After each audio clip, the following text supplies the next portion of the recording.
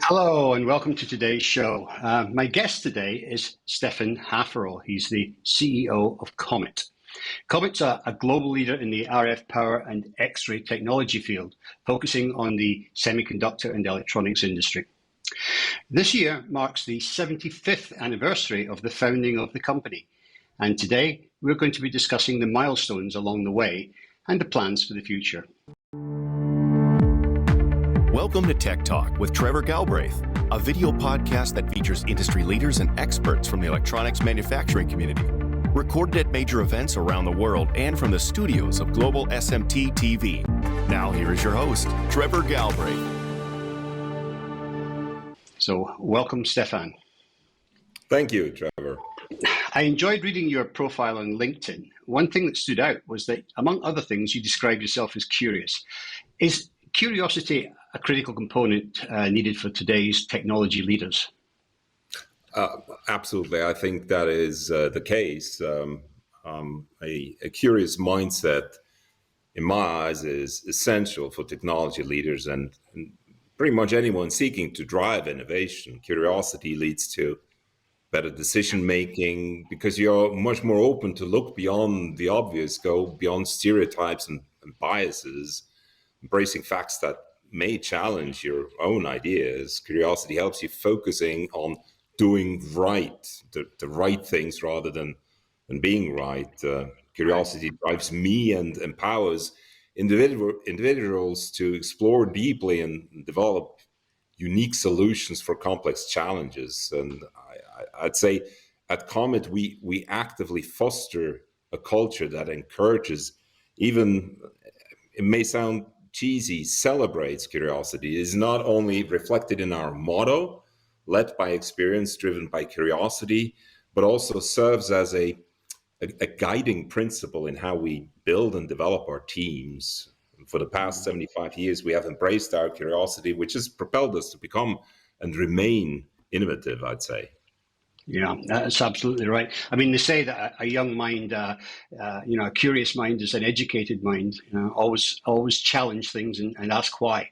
Definitely that's the way forward. So you've been working actually with COMET since 2007. Which means that you must surely be quite immersed in the COMET culture. So tell me, is that an advantage against, for example, bringing in a new CEO from outside the organization? Well, that's a very good question. I'd say there are clearly pros and cons in general when it comes to bringing in people from the outside or promoting from the inside. And obviously I have been promoted a couple of times since I joined COMET in 2007.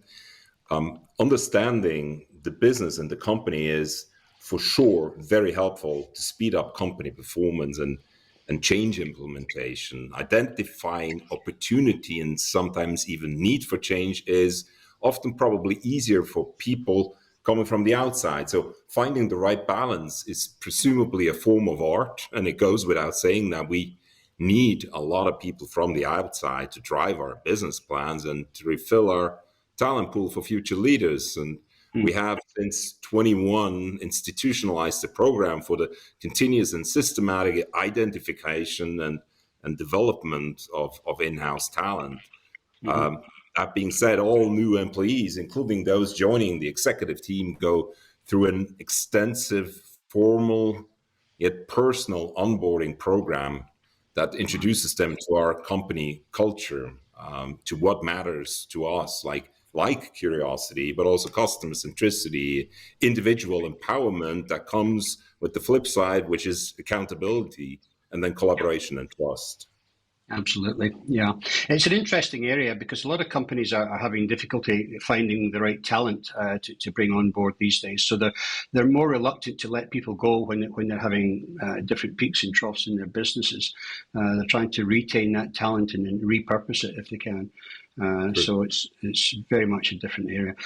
So as you celebrate your 75th Jubilee, what have been the major milestones along the way, and what do you think have been the key drivers that have enabled you to maintain sustainable growth? That is a very, very packed question because there's so much to tell. Comet, from Comet's DNA, I'd say we've never been comfortable in the status quo, constantly trying to reinvent ourselves. We sort of embrace new ways of doing things, which contributes to our sustainable growth.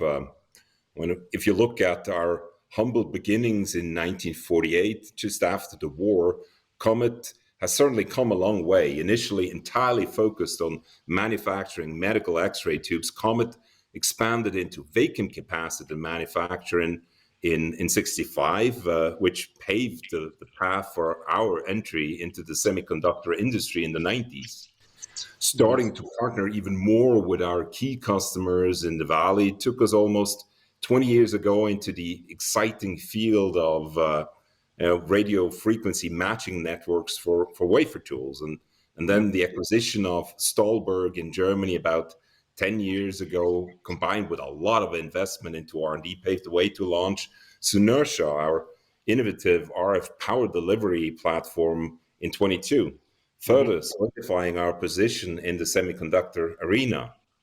Now, on the X-ray side of Comet's business portfolio, I guess the acquisition of Exelon in 2007, one of the world's leading X-ray system manufacturers, was a pivotal moment in our evolution, as well as very focused investments into R&D, be it for X-ray modules or X-ray systems, to serve the semiconductor industry out of one hand, from plasma process control in the front end to X-ray based, for instance, PCBA inspection in the back end, and now increasingly also advanced 3D packaging in the mid end of the industries. So today, with over 1,700 dedicated employees, great employees across 12 global locations, Comet has surely transformed from a component and systems manufacturer into more of a solution provider for the digital world. Throughout our journey, one thing remains unchanged, and that is our unwavering focus on innovation and technology leadership, co-creating the solutions for tomorrow together with our customers. Right. Well, it's certainly a fast evolving field, that's for sure. And it's good to see that you're in both ends of it, both on the semiconductor side, the back-end packaging, and of course in the PCBA. So I understand that you're opening a large new plant in San Jose on August 23rd, but you're also closing 3 smaller facilities. So my question is this an expansion or a contraction? And what can we see in the new location? Well, the new facility is actually 50% larger than our previous facilities combined. So we're close to 100,000 square feet.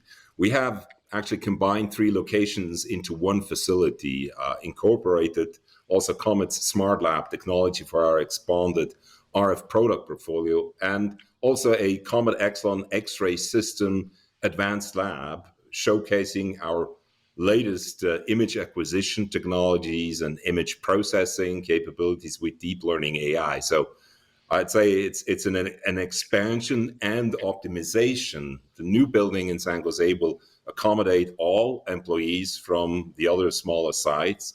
We will offer our employees new state-of-the-art workplaces and bring all our colleagues together in San Jose. This is the right move to support our ambition of being the employer of choice for those who want to shape the future together with us, intensifying the exchange between our employees, but also to improve the cooperation with our customers. I mentioned co-creation of products that enable the future before. So this is what it is about. So ultimately, we are investing where our customers are. This applies to this new facility in San Jose, as well as the one in Penang, Malaysia.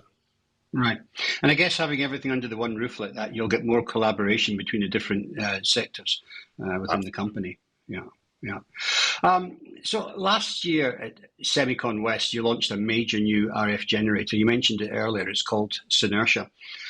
How has that performed since its launch, and what's been the feedback from the industry?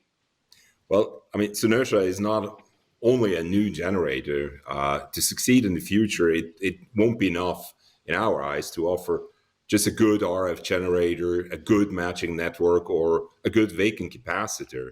Superior performance of the entire RF subsystem can only be achieved if these individual products are not just optimally matched, but also communicate ultra fast with each other. That's what Synertia is all about. Highly synergized RF power delivery subsystems to control atomic scale plasma processes. Fully co-developed plasma excitation and control subsystems are, from my point of view, the real performance accelerators and enablers of future technologies.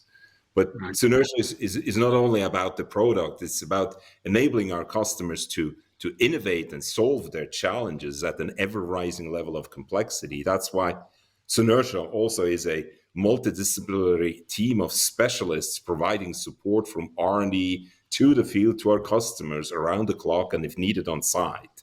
So the digitalized lab environment allows automated test runs and the analysis of huge amounts of data streams, which in return gets our customers to faster qualify new functionalities. And new functionalities of Synertia and its data-driven abilities will enable the identification and faster solution of issues, challenges, and therefore save time, greatly improve yield, reduce downtime, and allow to launch processes faster. So far, feedback from our test customers is overwhelmingly positive. The market introduction in close collaboration with them is progressing very well. Synertia performs very well in all the tests we did and are doing in the field. Great. Well, that's good to hear. And it makes a lot of sense having the RF generator and the matchbox all in the one product. X-ray, let's turn our attention to that. It's been a well-established technology in the PCBA field for you ever since the introduction of bottom-terminated devices such as BGAs. The technology is now reaching down into the semiconductor packaging world. What challenges and opportunities does this bring you?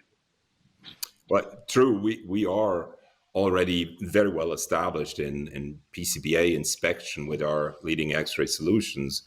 However, as mentioned earlier, we like to challenge ourselves and push the boundaries of what's possible. So the ever-rising production of advanced packages requires a new level of inspection capabilities where, optical inspection finds its limits in finding critical defects in complex 3D structures. Our X-ray solutions come in as an accelerator for shorter time to market and higher yields. So the 2.5D X-ray inspection technology that we have developed to the next level with intelligent data processing now enables quick and easy analysis of critical defects in minutes. Our latest X-ray technologies find critical flaws in a range crossing down below the micrometer into the nanometer scale at very high speed.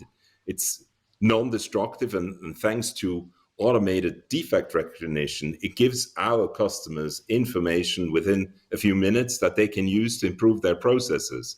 Non-destructive inspection technologies are, in my eyes, the future and ensuring an ever more precise and fast inspection.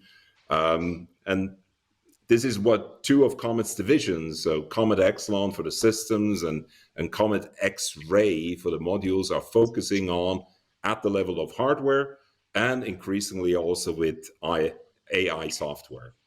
Yeah, it's an exciting area for you, to be honest. There's not that many players in that area at the moment, so certainly a good market for you. So finally, Stephan, we've got Semicon West coming up. It's just around the corner. Apart from celebrating your 75th anniversary, what can visitors expect to see this year? Well, Semicon West is certainly one of the most important events in the industry. It's an opportunity for us to show our industry-leading products, meet with customers, and connect with people in general willing to pioneer at the pulse of digitalization.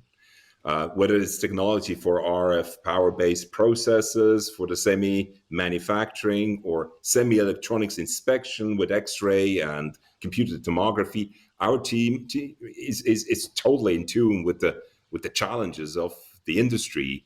And so come visit us at our booth.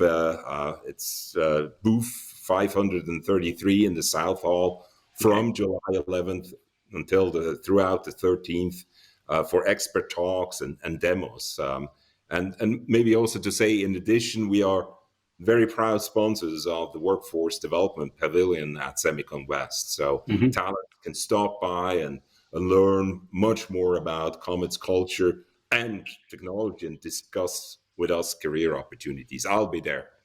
Right, great. Well, I'll be there too. I mean, it's certainly, in fact, the whole show is looking much more exciting this year. It's growing quite considerably in size, and it's a really exciting time to be in the electronics industry, especially in the US. We'll look forward to that, definitely, Stephan. And I want to thank you for coming in and joining us today and giving us a peek at some of the things that are happening at COMET. Thank you. Appreciate that. Okay, so there we go. That's our end of our interview for today for Tech Talk. We do look forward to seeing you at, of course, Semicon West next month. In the meantime, you'll be able to see this interview on YouTube. You'll be able to listen to it on all the different podcasting softwares that you use. Until then, this is Trevor Galbraith saying thank you for joining us. Racing through airports, setting up show floor studios, and making sure we bring you the news from every major world event about the latest new product releases and process improvements. News from industry movers and shakers, panel discussions that get to the heart of today's challenging electronics manufacturing topics, from every major manufacturing country around the world, and even some new ones. There is only one true global source: Global SMT and Packaging.